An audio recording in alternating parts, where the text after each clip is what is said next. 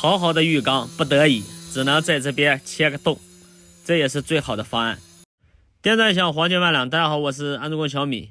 这个浴缸呢是网单，大概半年多了吧，现在可以安装了，过来看一下情况。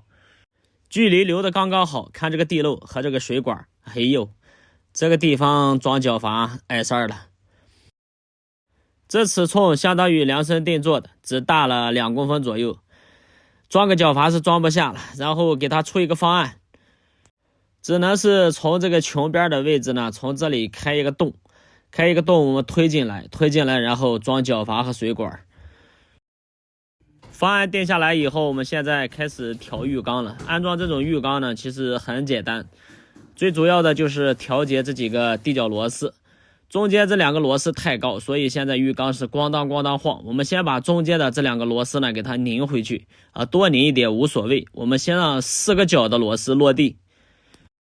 先把浴缸推到位之后呢，我们就以这个瓷砖的缝隙作为参考，把4个角的尺寸量一下。最终呢，浴缸要调成和瓷砖的缝隙一样高。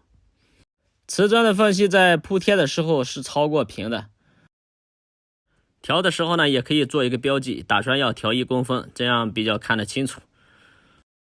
出调之后呢，我们把浴缸还是推到位以后，把4个点重新再量一下，看一下误差有多大。看一下4个角的尺寸，25，到这边也是25厘米，4个角都要确认一下。这边也是25，4个角都是一样的情况下，现在我们用手机来做一个成像，这是打开我们摄像的功能或者拍照的功能都可以。看不清的情况下，我们图像还可以放大，这样我们可以清楚的看到每一条腿距离落地的情况。这样可比我们趴在那里撅个屁股费那么大劲看得清楚。只要思想不滑坡，办法总比困难多。在客户家找了2根吊杆，这是吊顶师傅用剩下的，用这个吊杆来调节这个地脚螺丝，那是既方便又快捷。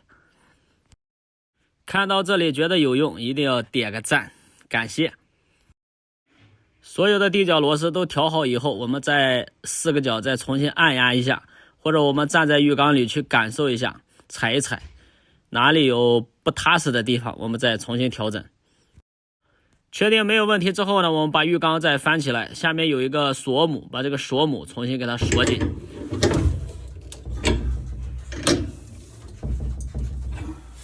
接下来我们研究这个出水口，还是我们刚才提的那个方案，在这个地方要掏一个洞，挖一个洞。按照出水口的位置把尺寸画一下。为了我们方便操作，所以我画的这个洞呢要比较大一点，10公分的高度，然后长度大概有30公分左右。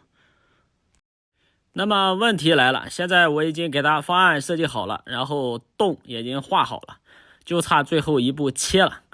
如果是我切的话是要收费的，其实设计费应该算不算呢？我有安装费，是不是应该不算？但是木工师傅在现场，木工师傅切这个洞不花钱，所以业主的意思呢，让木工来切，我来设计。那好吧，就按业主的意思，再讨论下去的话，可能会有很多问题，干就完了。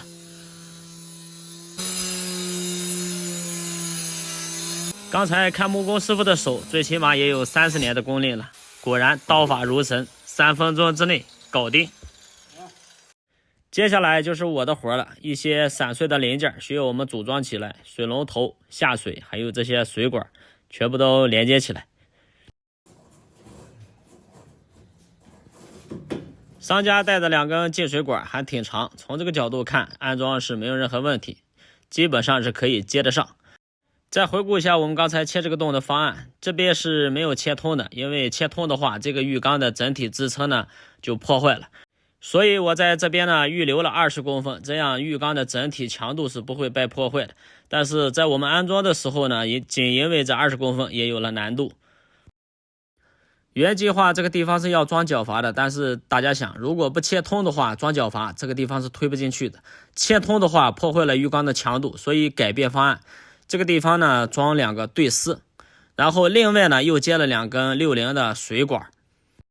水管和墙体中间呢比较空，这个地方应该是包管的地方，所以在接缝处呢给它打点玻璃胶，防止以后啊，比如说有渗水的情况。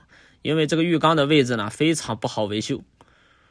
尽我现在能想到的，全部把风险规避到最低。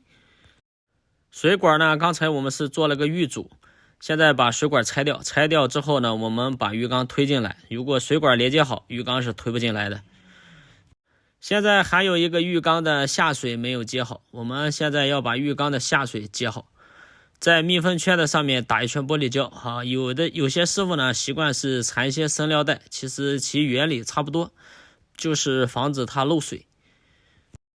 在4口的在外缘呢再涂上一层玻璃胶，做个双重防护。浴缸的零部件基本组装完毕，现在我们把浴缸拉出来，把地面做个清理。把浴缸调过来，现在我们准备安装了。推到位之前呢，我们要把这个地漏啊处理一下。地漏呢芯儿全部都拔了，因为防止它溢水，但是又怕它反臭，然后找了这个保鲜膜，就是包装浴缸的保鲜膜，然后给它塞紧。一呢可以防止反臭，二呢可以防止它溢水。墙体的2公分的缝隙呢，刚好可以错过对丝，浴缸能推得进去。推进去之后呢，我们从这个狭小的位置啊，再重新把水管接上。为了浴缸的整体强度，那边留了20公分，这也导致我们这边干活的空间呢，大概只留下10公分左右，只能塞得进一个胳膊。水管接好以后呢，我们从这边可以拉过来，这和它的主进水管连接在一起。浴缸推到位，这样基本上我们就完成了安装。开水准备试水。不要怪，不要怪。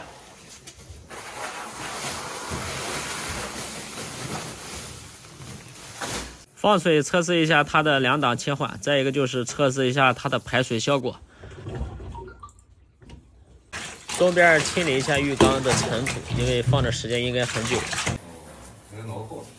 这样我们的安装工序全部都完成了，就可以给商家拍照上传了。干安装其实最挑战的就是我们现场的应变能力，遇到问题想办法解决问题。视频的分享呢，也是希望我们可以互相学习，共同进步。